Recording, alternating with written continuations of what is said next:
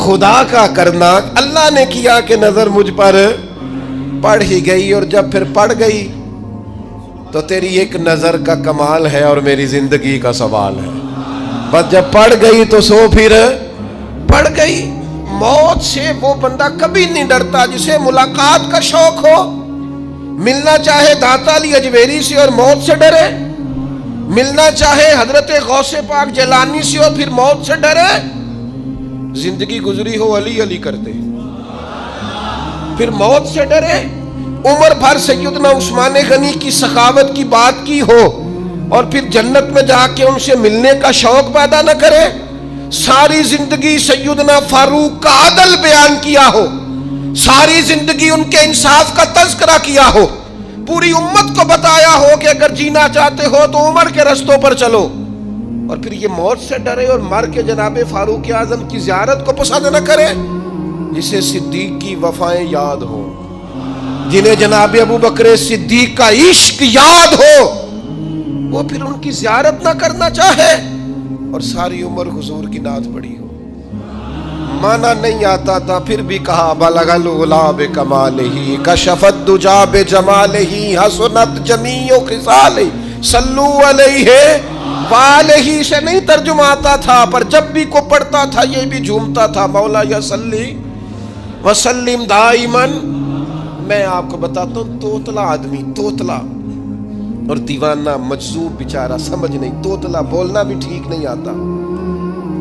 مجھے نماز کا سلام پھرا تو وہ جلدی آ گئے، وہ ایک مجذوب آدمی تھے، سادے تھے، تو سلام لی تو کہنے لگے میں گل کرنی سی. تو میں نے ان سے کہا کہ تھوڑی دیر کے بعد ملتے ہیں. سادہ آدمی ہے، اللہ مجھے معاف کرے، میں کوئی نقل تو نہیں ان کی اتار سکتا. اس زبان کو ہم توتلی نہیں کہتے، ہم اس زبان کو بلالی زبان کہتے ہیں. یہ بڑی خوبصورت زبان ہوتی ہے. یہ جو توتلے لب و لہجے ہوتے ہیں نا، وہ جب بچہ پوری طور پہ اماں نہیں کہہ سکتا، توتلا ہوتا ہے تو کوئی مزہ آتا ہے اماں کو اماں کہلوانے میں.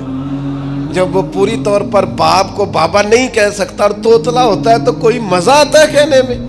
وہ جب دادی نانی دادا کہتا ہے تو دادے کا دل کرتا ہے یہ 100 بار کہے، چونکہ اسے کہنا نہیں نہ آتا. لیکن اس توتلاہٹ میں جو اس کو لطف آتا ہے.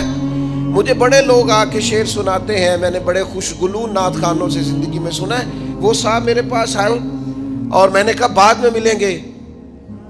تو سادہ آدمی ہے، مجذوب ہے، پورا شعور نہیں رکھتا. مجھے کہنے لگا مصطفیٰ جان رحمت کے بعد، مصطفیٰ جان رحمت پہ لاکھوں سلام کے بعد، یعنی معنی یہ تھا کہ سلام کے بعد.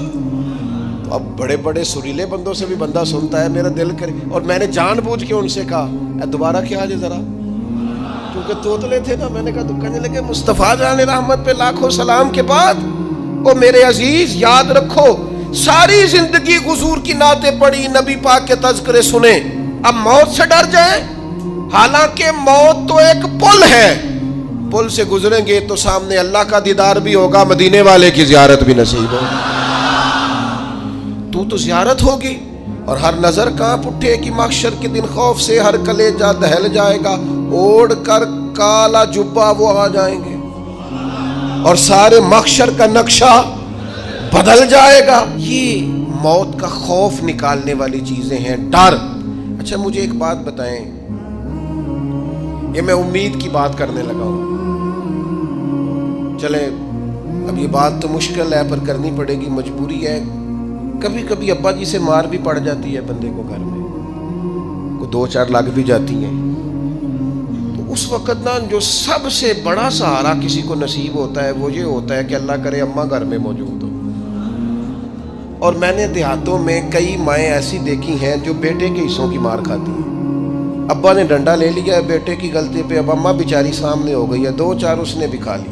یہ بات آپ سمجھیں، موت کا خوف نکالنے کے مفہوم میں بات عرض کر رہا ہوں. اماں موجود ہو نا گھر میں تو ابا سختی بھی کرنے لگے تو کسی وقت احساس ہوتا ہے کہ جناب یہ سختی نہیں ہوگی کیونکہ میری اماں، اور اماں پوری وکیل بن جاتی ہے، کہنی تو نہیں پتا وہ ہو گئی غلطی، وہ فلانے دے منڈے نے خراب کیتا ہے. حالانکہ ہو سکتا ہے اس نے اس کو بھی خراب کیا ہو، لیکن وہ اماں وکیل ہے، وہ وکالت کر رہی ہے اور وہ بے لوث کر رہی ہے. ہوتا ہے ایسے. اس بات کو سمجھ لے اچھے طور پر.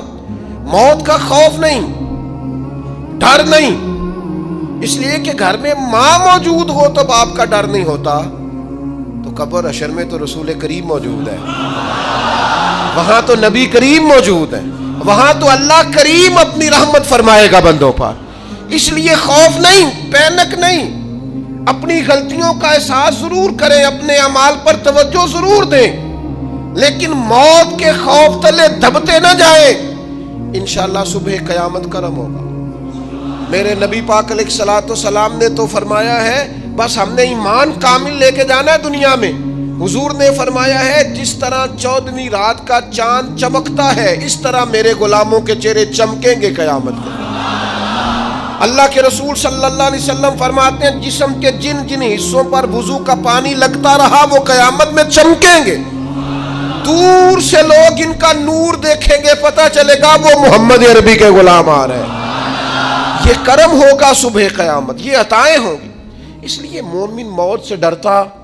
سیدنا بلال حبشی رضی اللہ تعالیٰ عنہ، آخری وقت ہے، نزع کا عالم طاری ہے، اور یہ گفتگو دیکھیں غلاموں کی۔ آپ کی اہلیہ رو پڑی، کہنے لگی ہائے ہائے افسوس۔ حضرت بلال فرمانے لگے کیا ہوا؟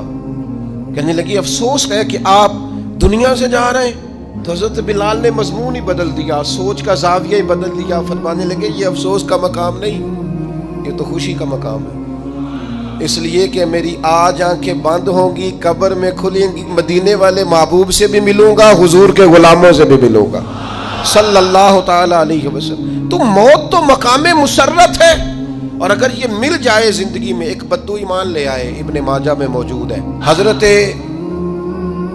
ابو ہریرہ رضی اللہ تعالیٰ عنہ حدیث کے راوی ہیں، فرماتے ہیں ایک بدو ایمان لائے